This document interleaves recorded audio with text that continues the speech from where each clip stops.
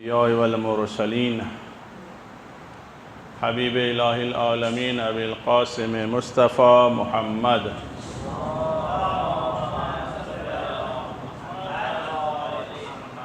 وأهل بيته الطيبين الطاهرين المعصومين ولعنة الله على أعدائهم أجمعين.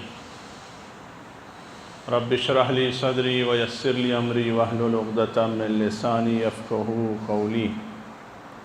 رب ادخلني مدخل صدق واخرجني مخرج صدق واجعلني من لدنك سلطانا نصيرا. اوصيكم عباد الله ونفسي بالاعتصام بالتقوى فإنه حبل الله المتين وعروة وثقى. سب سے پہلے میں خود اپنے نفس کو اور اسی کے ساتھ ساتھ حاضرین کو تقوی کی دعوت دیتا ہوں. خداوند عالم تقوی کے حوالے سے قرآن مجید میں ارشاد فرماتا ہے وَإِذْ أَخَذْنَا مِيثَاقَكُمْ وَرَفَعْنَا فَوْقَكُمُ الطُّورَ خُذُوا مَا آتَيْنَاكُمْ بِقُوَّةٍ وَاذْكُرُوا مَا فِيهِ لَعَلَّكُمْ تَتَّقُونَ. پچھلے خطبے میں اور اس کے پہلے بھی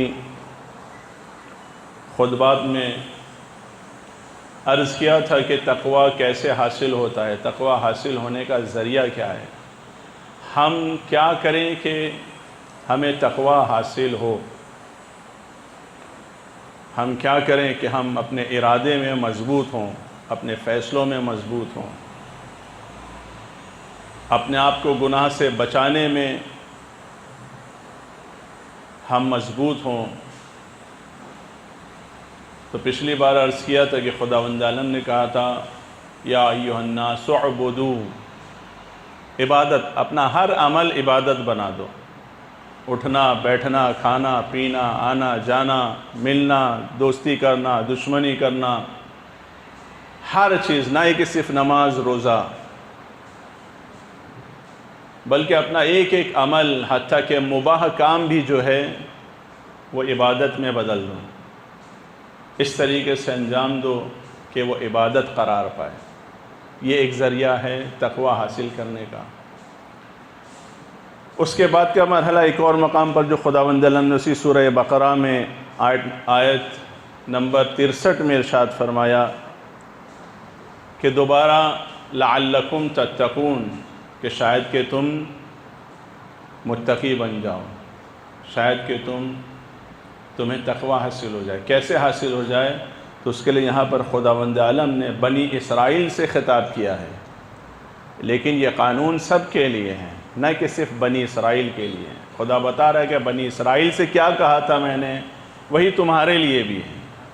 بنی اسرائیل سے کہا تھا وَإِذْ أَخَذْنَا مِيثَاقَكُمْ، اور اس وقت کو یاد کرو کہ جب ہم نے تم سے عہد لیا تھا، میثاق لیا تھا، جب تم سے ہم نے عہد لیا تھا. کس چیز کا عہد لیا تھا وہ دوسری آیتوں میں خداوند عالم نے بیان فرمایا، جو آگے جا کے عرض کروں گا. وَرَفَعْنَا فَوْقَكُمُ الطُّورَ، اور اس عہد کے حوالے سے اور مضبوط ہو جائے وہ عہد، تمہیں اور یقین اور اطمینان حاصل ہو جائے. خداوند عالم نے کیا کہا وَرَفَعْنَا فَوْقَكُمُ الطُّورَ، کہ خداوند عالم نے اپنی قدرت کا مظاہرہ کیا، اپنی طاقت کا. کیا کہ تمہارے اوپر پہاڑ کو بلند کیا. پہاڑ کی جگہ زمین ہے، لیکن اگر یہی پہاڑ بلند ہونے لگے تو انسان تعجب کرے گا، ارے یہ کیسے ہو رہا ہے، یہ کیوں ہو رہا ہے، اس کی کیا وجہ ہے. پہاڑ تو بہت دور کی بات، ایک چھوٹی سی سوئی، سب سے ہلکی چیز جو اپنی جگہ سے جگہ چھوڑ دے اور اٹھنے لگے تو ہم حیران ہو جائیں گے کیا ہو رہا ہے. کوئی بھی چیز ہلکی سے، ایک صفحہ پڑا ہوا ہے، نہ پنکھا چل رہا ہے نہ کچھ کر رہا ہے، اور اچانک وہ پیپر، وہ صفحہ اپنی جگہ سے بلند ہونے لگے، ہم حیران ہو جائیں گے، بھاگ جائیں گے کہ کیا ہو رہا ہے، پیپر کیوں اڑ رہا ہے، آخر نہ پنکھا چل رہا ہے نہ ہوا چل رہی ہے، اور ہم اس کی وجہ کی تلاش میں لگ جائیں گے. جو جائے کہ خداوند عالم نے پہاڑ کو بلند کیا، کہ انسان ان ساری چیزوں سے عبرت حاصل کرے، خدا کی قدرت کے اوپر یقین حاصل کرے۔ پیغمبر خدا نے بھی جو معجزے دکھائے، انبیاء نے معجزے دکھائے، وہ اس لیے نہیں کہ وہ دنیا میں آئے تھے معجزے دکھانے کے لیے، کہ فرشتوں کے درمیان کچھ ہو نہیں پا رہا تھا کہ معجزہ دیکھتے دکھاتے، ہماری واہوائی نہیں ہو رہی تھی، ہمیں اپنا کرتب دکھانا تھا، نعوذ باللہ کوئی مداری نہیں تھے کہ انہیں تماشا ہی چاہیے تھے، بلکہ انسان کو خدا کے اوپر یقین، رسالت کے اوپر یقین، معاد کے اوپر یقین حاصل کرنے کے ذریعوں میں سے ایک ذریعہ کیا تھا؟ معجزہ۔ معاد، خدا، نبی کی عظمت، اہمیت، ضرورت پر ایمان لانے کے ذریعوں میں سے ایک ذریعہ کیا تھا؟ معجزہ۔ کہ یہ نبی ہماری طرح عام انسان نہیں ہے، دکھنے میں ہماری طرح آنکھ، ناک، کان، ہاتھ، پیر سب ہماری طرح کھاتا ہے، پیتا ہے، شادی کرتا ہے، بچے پیدا ہوتے ہیں، نسل چلتی ہے، سب ہماری طرح ہوتی ہیں، لیکن اس میں اور ہم میں بہت فرق ہے۔ یہ صاحب اعجاز ہے، ہم صاحب اعجاز نہیں ہیں۔ اور یہ جس خدا کے پاس سے آیا ہے، جب اس کے پاس اتنی قدرت ہے اور اس کے پاس یہ صاحب اعجاز ہے، تو وہ خدا کتنا عظیم ہوگا۔ تو ایمان کو مضبوط کرنے کا ذریعہ تھا۔ اتنا سب ہونے دیکھنے کے بعد بھی لوگ ایمان نہیں لائے لوگ، اور آج بھی وہی ہو رہا ہے۔ معجزے کا سلسلہ ختم نہیں ہوا، آج بھی معجزے کا سلسلہ جاری ہے، آج بھی اعجاز کا سلسلہ جاری ہے۔ بہت سی چیزیں یقین جانیاں ہمارے درمیان معجزہ ہے، لیکن پھر بھی لوگ ایمان نہیں لا رہے ہیں۔ افسوس ہے، واقعاً افسوس ہے کہ انسان سوچے کہ جب ایک انسان، جب ہمارا لیڈر، جب ہماری ایک انجمن تقوی اور پرہیزگاری کو اپنا لیتی ہے، تو خدا اسے اتنی قدرت دے دیتا ہے، اتنی طاقت دے دیتا ہے کہ سارے دنیا کے ظالم، جابر، فاسق، فاجر، مال، دولت، توپ، ٹینک، اسلحہ، لشکر، سب پچھلے 70 سال سے مقابلہ کر رہے ہیں اور منہ کی کھا رہے ہیں، اور یہ تقوی حاصل کرنے والے آج بھی 70 سال ہمارے سامنے کی تاریخ گواہ ہے کہ سر بلند ہیں۔ یہ کسی اعجاز سے کم نہیں ہے، کسی اعجاز سے کم نہیں ہے۔ ہر زمانے میں اللہ کے بندے ایسے ہی تھے، ہمارے مجتہدین، ہمارے مراجع، ہمارا ولی فقیہ ایسے ہی تھا، لیکن اس کے پاس امت نہیں تھی، اس کے پاس افراد نہیں تھے، اس کے پاس لوگ تیار نہیں تھے۔ ایسے باتقوا ہر زمانے میں تھے، لیکن امام خمینی رضوان اللہ تعالیٰ علیہ کا دور، یا یوں کہیے کہ ہمارا جو دور، ایک ایسا دور آیا کہ اگر ہمیں مرجعیت ملی، ولی فقیہ ملا، تو ہمارے ولی فقیہ کو امت بھی ملی، ہماری مرجعیت کو امت بھی ملی۔ نتیجہ کیا ہوا کہ معجزہ نہیں دکھا رہے ہیں، لیکن صاحب اعجاز سے اپنے تقوی اور پرہیزگاری کی وجہ سے وابستہ رہنے کی وجہ سے خدا نے انہیں اپنی قدرت کا مظہر بنا دیا۔ بتایا کہ دیکھو، جب تمہارا نبی تمہارے سامنے موجود نہیں ہے، دیکھو تمہارا امام تمہارے سامنے موجود نہیں ہے، اور یہ نوجوان وہ نوجوان ہیں کہ جو اپنے مرجع کے حوالے اپنے آپ کو کر چکے، سرنڈر کر چکے اپنے سامنے مرجع کو، ولی فقیہ کے سامنے اپنے آپ کو سرنڈر کر چکے ہیں۔ تو دیکھو میں نے انہیں اتنی قدرت دی ہے کہ ساری قدرتیں ایک ساتھ ہونے کے باوجود بھی 70 سال کی تاریخ گواہ ہے کہ کبھی بھی ان کا سر نیچا نہیں ہوا، اور روز بروز اسلام سر بلند ہو رہا ہے، تشیع سر بلند ہو رہی ہے۔ عالم انسانیت ہمارے زمانے کے امام حضرت مہدی عجل اللہ تعالی فرج شریف، ان سے قریب ہو رہی ہے، ان کو اسٹڈی کر رہی ہے، ان کو جاننے کی کوشش کر رہے ہیں، ان کو پہچاننے کی کوشش کر رہے ہیں کہ یہ کون ہستی ہے کہ جو غیبت میں ہے، اور ایک مرجعیت واسطہ ہوئی ہے، ولی فقیہ واسطہ ہوا ہے، اور یہ اس کی صرف پیروی کر رہے ہیں، تو اتنی قدرت آ گئی ان کے اندر کہ ہم ان کو ہلا نہیں سکتے ہیں۔ آج وہ اسٹڈی کر رہے ہیں، اور ہم ہیں نعوذ باللہ بعض ایسے ہمارے درمیان نادان کہ سارے اعجاز کو اپنی آنکھوں سے دیکھنے کے بعد بھی، یہ سارے معجزے کو اپنی آنکھوں سے دیکھنے کے بعد بھی ایمان لانے کے لیے تیار نہیں ہیں۔ لیکن یاد رکھیں، یہ خداوند عالم کا وعدہ ہے، جس طریقے سے دشمنان اسلام 1400 سال سے اسلام کے خلاف کوششیں کر رہے ہیں، موومنٹ چلا رہے ہیں، اپنی قدرت کا استعمال کر رہے ہیں، اور تا قائم قیامت اسلام باقی رہنے والا، اسلام اپنی پوری قدرت کے ساتھ اس روئے زمین کے اوپر نافذ ہو کے رہے گا، چاہے کتنا ہی کوئی مخالفت کرے۔ اسی طریقے سے یاد رکھو، مرجعیت کی کتنی ہی مخالفت کریں، ولایت فقیہ کی کتنی ہی مخالفت کریں، انقلاب اسلامی کی کتنی ہی مخالفت کریں، انشاءاللہ اسی تقوی اور پرہیزگاری کی راہ پہ چلتے ہوئے اہل بیت اطہار کی اطاعت کے سہارے یہ نظام، یہ امت، یہ نوجوان اپنے زمانے کے امام حضرت مہدی عجل اللہ تعالی فرجہ الشریف سے ملحق ہو کے رہیں گے۔ یہ علم جسے اٹھایا ان نوجوانوں نے اپنے زمانے کے امام کے ہاتھ میں لے جا کر دیں گے۔ اب وہ ہمارے اوپر ہیں کہ ہم اس علمداری کا حصہ بنتے ہیں یا ہم بیزاری کا اظہار کرتے ہیں۔ اور یہ ساری چیزوں کی وجہ محور کیا ہے؟ انسان کے پاس تقوی نہیں ہے، تقوی نہیں ہے۔ اگر تقوی حاصل ہو جائے تو یقین جانیے خداوند عالم نے کوئی شرط نہیں لگائی ہے کہ مکے کے لوگ تقوی حاصل کریں گے تو یہ قدرت حاصل ہوگی، مدینے کے لوگ یہ تقوی حاصل کریں گے تو قدرت حاصل ہوگی، لبنان کے نوجوان اگر تقوی حاصل کریں گے تو یہ قدرت حاصل ہوگی، نائجیریا کے لوگ اگر تقوی حاصل کریں گے تو یہ قدرت حاصل ہوگی۔ نہ، ایسی کوئی زمین کی قید نہیں ہے، زمانے کی قید نہیں ہے، صرف انسان، اگر انسان ہو تو خدا کا ایک ہی مطالبہ ہے، تقوی اختیار کرو۔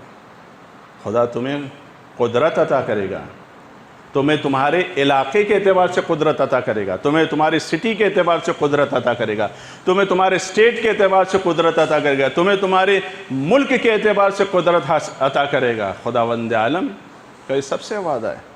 جس لیول کے اوپر ہمارا تقوی ہوگا، جس اسکیل کے اوپر ہمارا تقوی ہوگا، اسی لیول اور اسکیل کے اوپر خداوند عالم کا وعدہ ہے کہ میں تمہیں قدرت عطا کروں گا، میں تمہیں قوت عطا کروں گا، میں تمہیں طاقت عطا کروں گا۔ اب آپ سوچئے اس سے بہتر اور کون سی قدرت ہو سکتی ہے کہ جو قدرت ہمیں خدا سے ملے، جو قوت ہمیں خدا سے ملے، جو ہمت ہمیں خدا سے ملے، جو علم ہمیں خدا سے ملے، جو طاقت ہمیں خدا سے ملے۔ اس سے بہتر اور کون سی قوت، طاقت، قدرت، علم ہو سکتا ہے؟ پھر چاہے وہ آکسفورڈ کا ہو، وہ چاہے وائٹ ہاؤس کا ہو، وہ چاہے نیوزی لینڈ کا ہو، وہ چاہے انگلینڈ کا ہو، وہ چاہے امریکہ کا ہو، وہ چاہے آسٹریلیا کا ہو، دنیا کی کسی طاقت میں قدرت نہیں ہے، ہمت نہیں ہے کہ پھر اس کا مقابلہ کر سکے۔ معیار اور محور کیا ہے؟ تقوی۔ آیت کا دوسرا حصہ اپنی جگہ باقی ہے جو انشاءاللہ اگلے ہفتے عرض کروں گا۔ پروردگار ہمیں توفیق تقوی اور پرہیزگاری عنایت فرما۔ بسم اللہ الرحمن الرحیم۔ انا اعطیناک الکوثر فصل لربک وانحر ان شانئک هو الابتر۔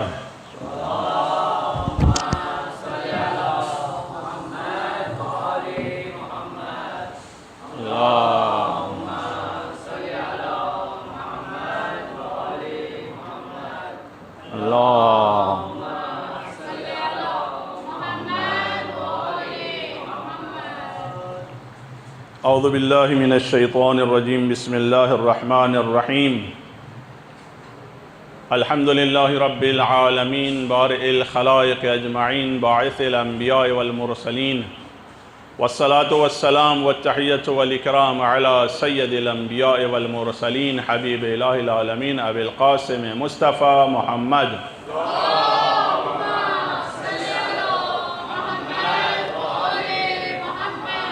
وعلى قائد الغر المحجلين أمير المؤمنين علي بن أبي طالب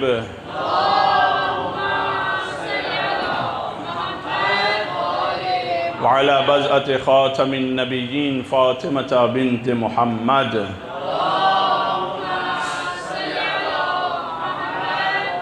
والحسن بن علي المجتبى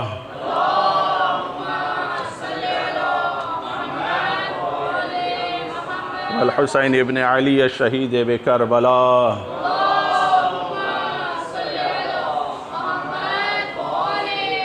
وعلی ابن الحسین زین العابدین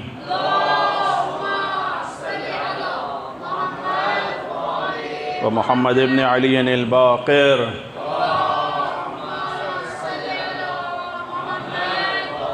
وجعفر ابن محمد الصادق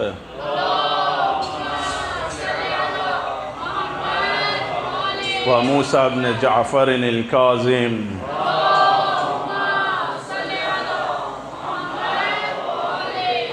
وعلي بن موسى الرضا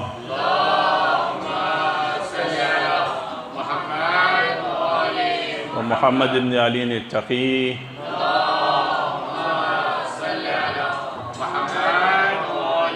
وعلي بن محمد النقي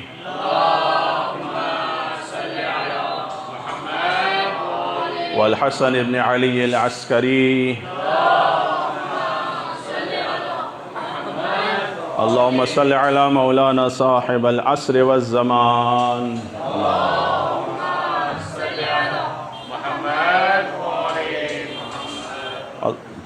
اللهم عجل فرجه وسهل مخرجه واللعنة الدائمة على أعدائهم أجمعين. أوصيكم عباد الله ونفسي بالاعتصام بالتقوى فإنه حبل الله المتين وعروة وثقى. سب سے پہلے اپنے نفس کو تقوی کا حکم دیتا ہوں اور آپ تمام حاضرین کو تقوی کی دعوت دیتا ہوں. پروردگار ہمیں توفیق تقوی اور پرہیزگاری عنایت فرمائے. تقوی کے حوالے سے عرض کیا تھا آپ کی خدمت میں کہ ہماری زندگی کا محور تقوی ہونا چاہیے، اور تقوی حاصل کرنے کے ذریعوں میں سے ایک ذریعہ اور ایک طریقہ خداوند عالم نے یہ بتایا کہ اپنے ہر کام کو عبادت بنا دو. یا ایھا الناس اعبدوا، عبادت کرو. اور اس کے بعد آخر میں فرماتا ہے لعلکم تتقون. اپنا اٹھنا بیٹھنا کھانا پینا آنا جانا، شادی بیاہ سالگرہ منانا، ہر چیز جو بھی عمل ہے، کام ہے، جاب، بزنس، کاروبار، تفریح پہ جانا، گھومنے جانا، پکنک پہ جانا، جہاں بھی جو بھی عمل ہے تمہارا، اٹھنا بیٹھنا، ہر چیز، اسکول جانا، ٹیوشن جانا، جو بھی کام ہے اس کو عبادت بنا دو، تمہیں تقوی حاصل ہو جائے گا. اور اسی کے ساتھ ساتھ کیسے تقوی حاصل ہوگا اس کے بعد اور تخصیص ہوتی گئی کہ جو انشاءاللہ آگے کی آیتوں میں آپ کی خدمت میں عرض کیا جائے گا. مناسبتوں کے حوالے سے اور جو واقعات حادثات رونما ہوئے ہیں اس حوالے سے کئی واقعات ہیں جو پچھلے ہفتے رونما ہوئے ہیں. ایک اہم ترین واقعہ اور بہت ہی دردناک واقعہ اور حادثہ جو رونما ہوا ہے وہ منی پور کا ہے کہ جہاں پر فوج کے قافلے پر شدت پسندوں کا حملہ ہوا اور کرنل اور 5 جوانوں سمیت 7 افراد جاں بحق ہوئے. عزیزان گرامی، یاد رکھیے اپنے مطالبات اور مطلوبات حاصل کرنے کا یہ طریقہ بالکل ہی صحیح نہیں ہے کہ بے گناہوں کی جان لی جائے یا گنہگاروں کو بھی کیفر کردار تک پہنچانے کے لیے قانون ہاتھ میں لیا جائے. نہیں، یہ چیز صحیح نہیں ہے. اس طرح کے اقدام سے انصاف کی بنیاد پر اقتدار کی اینٹ نہیں رکھی جا سکتی. یاد رکھیے کہ ہم اپنے مطالبات حاصل کرنے کے لیے ہم قانون ہاتھ میں لیں، اور بے گناہ تو بہت دور کی بات، جو گنہگار ہیں ان کو بھی ہم اپنے حساب سے جب چاہے جہاں چاہے، قتل تو بہت دور کی بات، ٹارچر کرے نہیں. اسلام اس چیز کی کسی کو بھی اجازت نہیں دیتا ہے، کسی کو بھی اجازت نہیں دیتا ہے. کسی بھی فرد کو، کسی بھی انسان کو اس بات کی اجازت نہیں ہے کہ وہ کسی کا انتقام کسی سے لے، کسی کا بدلہ کسی سے لے، یا جس سے بدلہ بھی لے تو بغیر کسی قاعدہ. ایسے تو جو جب جہاں جس کو چاہے گا مار دے گا. قانون ڈسٹرب ہوگا، ہر انسان خوف کے عالم میں رہے گا. ایک متقی ترین انسان بھی جو ہے وہ خوف اور ڈر کے عالم میں رہے گا، اور اس طریقے سے تو کسی کو بھی انصاف حاصل نہیں ہوگا. لہٰذا ایسے واقعات کی ہم سخت الفاظ میں مذمت کرتے ہیں. اسی کے ساتھ ساتھ ابھی حال میں کشمیر میں جو واقعہ رونما ہوا انکاؤنٹر کو لے کر، پچھلے کئی سالوں سے یہ سلسلہ جاری ہے.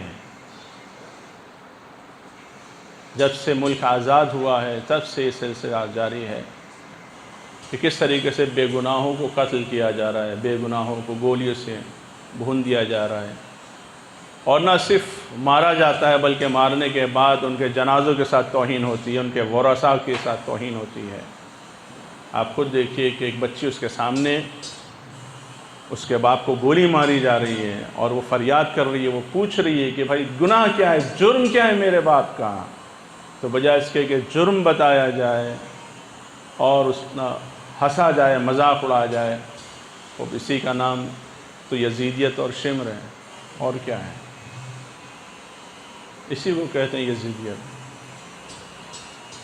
جبکہ خود یہ کام، یہ اقدام انڈیا کے کوئی قانون کانسٹیٹیوشن میں اس طریقے سے سزا دینا ہے ہی نہیں، اور جائے کہ جو بے گناہ ہو، مجرم ہی نہیں ہیں،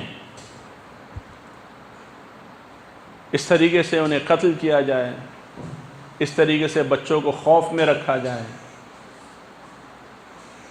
عزیزان گرامی، یہاں پر یاد رکھیے کہ ایسا نہیں ہے کہ ہماری ذمہ داری کچھ بھی نہیں ہے، ہماری ذمہ داری بھی بہت ہے کہ ٹھیک ہے ہمارے اسٹیٹ میں، ہماری سٹی میں، ہمارے علاقے میں کشمیر جیسا ماحول نہیں ہے، منی پور جیسے حالات نہیں ہیں، یا بھی جو جھانسی میں ہوا ہے، یا اس کے علاوہ اور بھی دیگر علاقوں میں، بھوپال میں جو ہوا ہے، اور بھی جو دیگر علاقوں میں ہو رہے ہیں اس طرح کے حادثات، اور خوف کریٹ کرنے کی کوشش کی جا رہی ہے، یا آئے دن کوئی نہ کوئی ایشو کو سامنے کھڑا کیا جا رہا ہے اور ہندو اور مسلمان کے اندر نفرت کریٹ کرنے کی کوشش ہے، وہ سلسلہ جاری ہے۔ تو عزیزان کرام یاد رکھیے، ایسا نہیں کہ ہماری کوئی ذمہ داری نہ، جب ہمارے یہاں امنیت اگر موجود ہے تو ہمیں اس امنیت سے بھرپور طریقے سے استفادہ کرنا چاہیے، ہمیں بھرپور طریقے سے استفادہ کرنا چاہیے، اور نہ صرف ہم اس مقام پر پہنچے کہ ہمارے علاقے میں ایسے واقعات نہ ہو، نہ بلکہ ہم اس طریقے سے اثر انداز ہو کہ دوسرے اسٹیٹ میں بھی ظالموں کو جرأت نہ ہو، ہمت نہ ہو، جرم کرنا تو بہت دور کی بات، دھمکی دینے کی بھی اس میں قدرت نہیں آنی چاہیے۔ ہمیں اس مقام پر پہنچنا ہے، اور اس مقام پر پہنچنے کی ذمہ داری تمام ہندوستانی کی ہے، چاہے وہ ہندو ہو، مسلمان ہو، سکھ ہو، عیسائی ہو۔ ہمیں سوچنا چاہیے، اور ایک ہی عینک سے سب کو نہیں دیکھنا چاہیے۔ یہی ہندوستان کے جہاں پر ایک طرف ایسے افراد کو تربیت کیا جا رہا ہے، ٹرین کیا جا رہا ہے کہ جو اذان پر اعتراض کریں، نماز پر اعتراض کریں، نماز پڑھنے نہیں دیا جائے، ایسی جگہوں پہ کہ جہاں پر کوئی پابندی نہیں ہے، ٹھیک ہے انسان جماعت نہیں کر رہا ہے، مسجد کی طرح نہیں، بس گیا ہے اور چاہ رہا ہے کہ نماز پڑھو، اسے بھی وہاں پر روکا جائے، نماز پڑھنے نہیں دیا جائے۔ اگر ایک طرف ایسے شدت پسند، منحوس، منفور افراد موجود ہیں تو وہیں پر ایسے ہندو بھی موجود ہیں کہ جو مسجدوں کی حفاظت کر رہے ہیں، جو نمازیوں کی حفاظت کر رہے ہیں کہ ٹھیک ہے تم نماز پڑھو، ہم تمہاری حفاظت کے لیے کھڑے ہیں۔ ایسے سکھ موجود ہیں کہ جو جگہ فراہم کر رہے ہیں کہ آئیے آپ عبادت کیجئے، ہم آپ کی حفاظت کے لیے کھڑے ہیں۔ تو ہمیں بھی چاہیے کہ ایسے افراد کہ جن کے اندر انسانیت پائی جاتی ہے ان کے ساتھ رہیں، ان کو اپنے ساتھ لیں، اور ایسے ظالم نظام کو ختم کرنے کی نہ صرف کوشش کریں بلکہ آئندہ دوبارہ ایسا ظالم نظام اقتدار پہ نہ آئے، ہندوستانیوں کو بیدار کرنے کی کوشش کریں، ہندوستانیوں کو شعور میں لانے کی کوشش کریں۔ ہمارا تعلیمی نظام کہ جو تربیتی نظام ہونا چاہیے، تعلیم ذریعہ ہے، تعلیم ہدف نہیں ہے، تعلیم ذریعہ ہے۔ ہدف کیا ہے؟ ہدف تزکیہ ہے، ہدف تقویٰ ہے، اور تقویٰ حاصل کرنا مسلمان کی نہیں انسان کی ذمہ داری ہے۔ ایسا نہیں ہے کہ ہم مسلمان، خدا اندلم صرف مسلمان سے نہیں کہہ رہا ہے، اتقوا اللہ لعلکم تتقون، یا ایھا الناس اعبدوا، اے ناس، اے لوگو، اے انسانوں تقویٰ اختیار کرو۔ اگر واقعاً ہر وہ انسان کہ جو دعویٰ کر رہا ہے کہ وہ دھارمک ہے، وہ دھرم سے وابستہ ہے، اور جس چیز سے وہ وابستہ ہے اگر وہ دھرم ہے، واقعاً دھرم ہے، تو دھرم کسی بھی انسان کو ظلم کی اجازت نہیں دیتا ہے، کسی بھی انسان کو ظلم کی اجازت نہیں دیتا ہے۔ جائے کہ تم اپنے ہی دھرم کے لوگوں کے اوپر ظلم کر رہے ہو، اور یہ معاملہ صرف مسلمان بھی نہیں ہے کہ مسلمانوں کی کربلا کی واقع کربلا کی آڑ لے کر بعض شدت پسند جو ہے وہ مسلمانوں کا قتل کر رہے ہیں. ارے تم کل بھی اور آج بھی اللہ اکبر کہہ کے نعرہ تکبیر کے ساتھ تم لوگوں کو ذبح کر رہے ہو, تو کیا غیر مسلمان میں اس طرح کے واقعات نہیں موجود ہیں کہ وہ اپنی دھرم کے لوگوں کو, ایک ہی ایشور کی پوجا کرنے والوں کو وہ لوگ کاٹ رہے ہیں, انہیں مار رہے ہیں؟ تو یہ چیز تو ہر جگہ پائی جا رہی ہے, صرف مسلمان میں کیوں آپ کو دکھائی دے رہی ہے یہ چیز؟ اور ایسی چیزوں سے مسلمانوں کو ہوشیار رہنا چاہیے, مسلمانوں کے فرقے والوں کو ہوشیار رہنا چاہیے کہ کوئی اس خوش فہمی میں نہ رہے کہ ہاں دیکھو یہ کتنا اچھا بیان دے رہا ہے کربلا والوں کے حق میں. نہیں, کربلا کی آڑ میں یہ اپنا الو سیدھا کر رہا ہے, اس کو سمجھنے کی ضرورت ہے. ورنہ اگر واقعی یہ کربلائی ہوتا, واقعی اگر یہ حسینی ہوتا کہ کربلائی اور حسینی ہونے کے لیے بھی مسلمان ہونا شرط نہیں, انسان ہونا شرط ہے, تو پھر یہ اسی کربلا کی راہ پر چلتے ہوئے مسلمان تو چھوڑو بہت دور کی بات, خود اپنے مذہب کے لوگوں کو بھی یہ قتل نہیں کرتا. اس کے یہاں بھی پابندی نہیں ہوتی کہ ہماری عبادت گاہ میں صرف اسی کاسٹ کے لوگ آ سکتے ہیں, اس کاسٹ کے لوگ نہیں آ سکتے. ہمارے یہاں کرسی کے اوپر اسی کاسٹ کے لوگ بیٹھ سکتے ہیں اور باقی سب زمین پہ بیٹھیں, نیچے بیٹھیں, چونکہ نیچی ذات کے ہو. اسلام اگر دھرم جو بھی جس دھرم کا ہے, دھرم انسان کو اونچ نیچ سکھاتا ہی نہیں ہے. اگر دھرم اسلام کی بات چھوڑیے, کوئی بھی آپ دھرم, اگر دھرم ہے, دین ہے, اگر دین ہے وہ چاہے کچھ بھی ہو, کوئی سا بھی دین, کسی بھی دین کا آپ نام لیں, اگر وہ دین ہے تو وہ ذات پات نہیں سکھاتا ہے, نیچی ذات, اونچی ذات, بڑی ذات, چھوٹی ذات نہیں سکھاتا ہے. وہ کیا کہتا ہے؟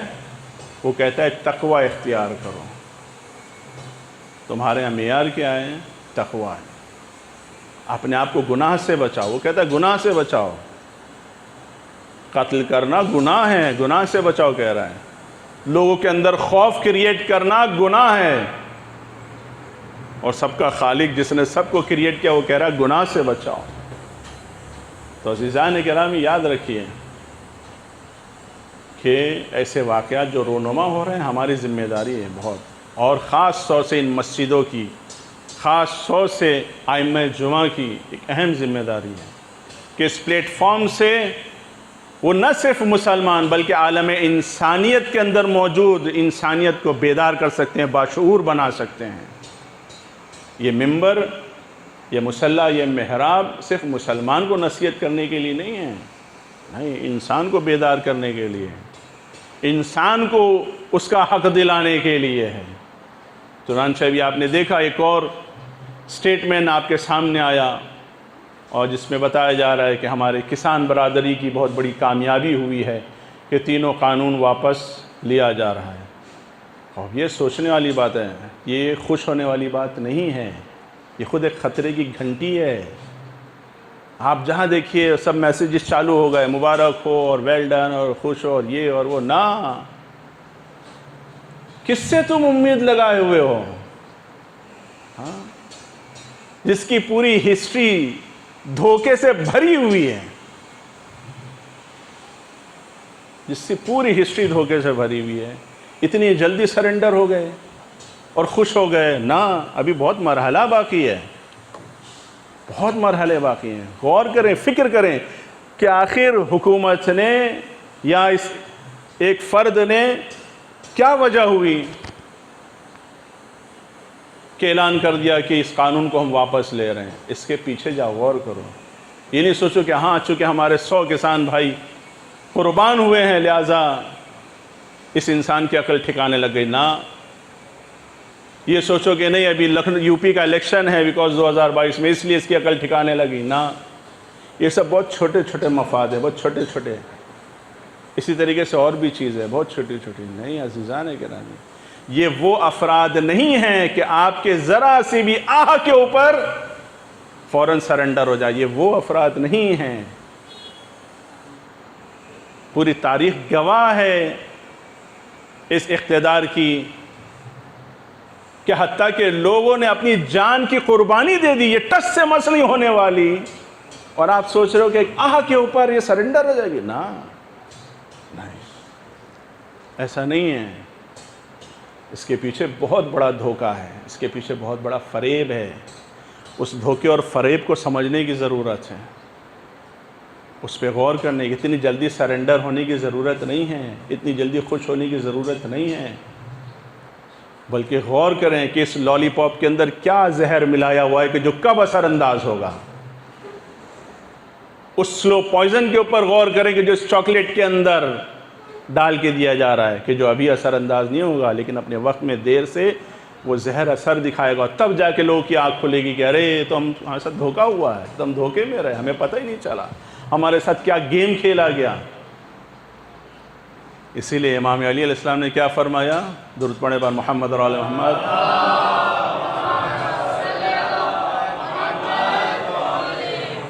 مومن کی پہچان کیا ہے؟ مومن کی پہچان یہ ہے کہ وہ باشعور ہوتا ہے، با بصیرت ہوتا ہے، وہ ذہین ہوتا ہے، وہ ہر اقدام کی گہرائیوں تک پہنچتا ہے اور پہنچنے کی کوشش کرتا ہے۔ وہ چھوٹے چھوٹے معمولی مفاد کے سامنے آنے پر، اعلان ہونے پہ خوش نہیں ہو جاتا ہے۔ آپ خود غور کیجئے کہ وہ صاحب اقتدار کے جنہوں نے عالم انسانیت کو، ہمارے ملک کے غریبوں کو اس مقام پر، اس پستی میں لا کے چھوڑ دیا ہے کہ جن کے یہاں ایک وقت کے کھانے کی 5 روپے کی قیمت اعلان کرنے پہ یہ خوش ہو جا رہے ہیں۔ اندازہ کیا آپ نے؟ کیا ہم اسی لیے اس دنیا میں آئے کہ ہم کو سستا کھانا مل جائے؟ انسان کو اسی لیے بنانے والے نے اس دنیا میں بھیجا ہے۔ انسان کو اس کے ایشور نے، اس کے گاڈ نے، اس کے پربھو نے، اس کے اللہ نے دنیا میں اسی لیے بھیجا ہے کہ تو ایک وقت اپنے آپ کو اس کے حوالے کر دے جو تجھے ایک وقت کا کھانا 5 روپے میں عطا کرے دے۔ یہ تو اس کی ویلیو جو ہے کتے سے بھی گر گئی ہے۔ ہاں غور کیجئے، کتے کے کھانے کی قیمت کیا ہے؟ ایک بلی کے ایک وقت کے کھانے کی قیمت کیا ہے؟ اور ہم خوش ہو رہے ہیں، کہہ رہے دیکھو ہمیں کھانا 5 روپے میں دے دیا سرکار، کتنی اچھی سرکار ہے۔ نا، وہ 5 روپے میں تمہیں سلو پوائزن دے رہی ہے، وہ 5 روپے میں زہر دے رہی ہے، وہ 5 روپے میں تمہاری غیرت کو خرید لیا، 5 روپے میں شعور کو خرید لیا، 5 روپے میں بیداری کو خرید لیا، 5 روپے میں اتحاد کو خرید لیا، 5 روپے میں احتجاج کو خرید لیا، 5 روپے میں ایجوکیشن کو خرید لیا، 5 روپے میں تربیت کو خرید لیا، 5 روپے میں تزکیے کو خرید لیا۔ کتنا سستا سودا کر لیا انسانوں نے، کتنا سستا سودا کر لیا۔ ہاں صاف کہنا چاہیے، ہمیں 5 روپے میں کھانا نہیں چاہیے، لے لو تم اپنا کھانا۔ ہم اپنے پسینے سے، محنت سے، حلال کی کمائی سے ہم کھانا حاصل کر سکتے ہیں، لے سکتے ہیں۔ ہم سوکھی روٹی کھا کے ہم گزارا کر لیں گے، لیکن ہمیں کیا چیز چاہیے؟ ہمیں انسان سازی کے نظام کا نفاذ چاہیے۔ ہمیں وہ نظام چاہتے ہیں نافذ ہو کہ جس میں انسان سازی ہو، نہ کہ شیطان سازی ہو۔ تم ہمیں 5 روپیہ دے کر ہمارا منہ بند کر کے شیطان سازی کے نظام کو تم تقویت مضبوط بنا رہے ہو۔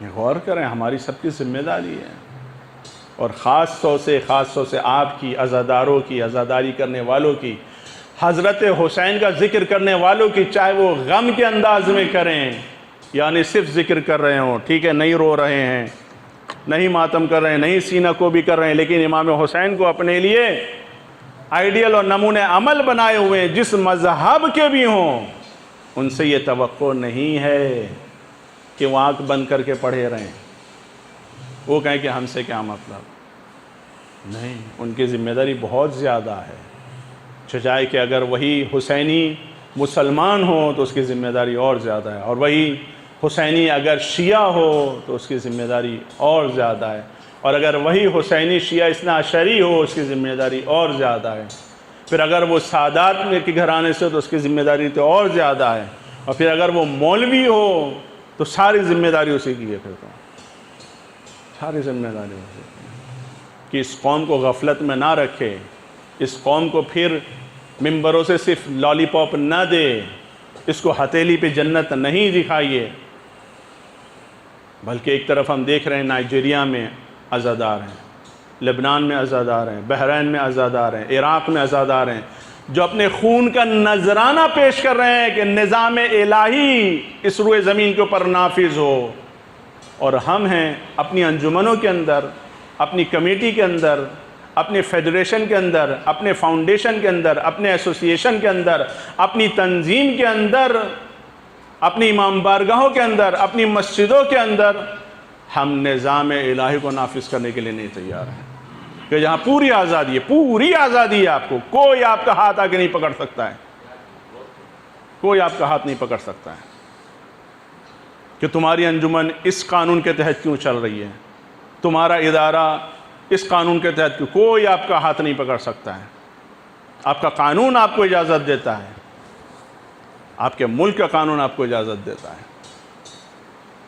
یہ بے شعوری، یہ مطلب پرستی ہے، یہ واقع نظام الہی کو نہ جاننا، یہ واقع کربلا کو نہ پہچاننے کا نتیجہ ہے کہ ہم نیتا نما لوگوں کی تو دلالی کرنے تیار ہیں، لیکن اہل بیت اطہار کی اطاعت کرنے نہیں تیار ہیں۔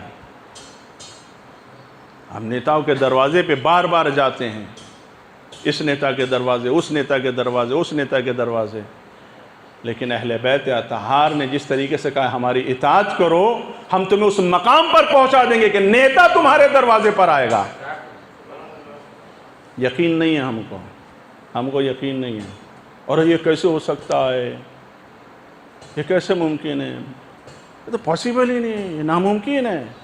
افسوس ہے کہ سب کچھ اپنی آنکھوں سے دیکھ رہے ہیں آقا سیستانی کے دروازے پہ کون کون آ کے جھک رہا ہے، دیکھ رہے ہیں آقا خامنہئی کے دروازے پہ کون کون آ کے جھک رہا ہے، اور یہ سب تو بہت دور کی بات، جیسا کہ پچھلے خطبے میں کہا تھا کہ اگر ایک غیر شیعہ ہی صحیح ولی فقیہ کے حوالے اپنے آپ کو کر دیتا ہے تو وہی امارات جو کل تک اس کے مقابلے میں تھا، اسلحہ دے رہا تھا، سب کچھ دے رہا تھا، آج اس کے سامنے گھٹنا ٹیکنے کے اوپر مجبور ہے۔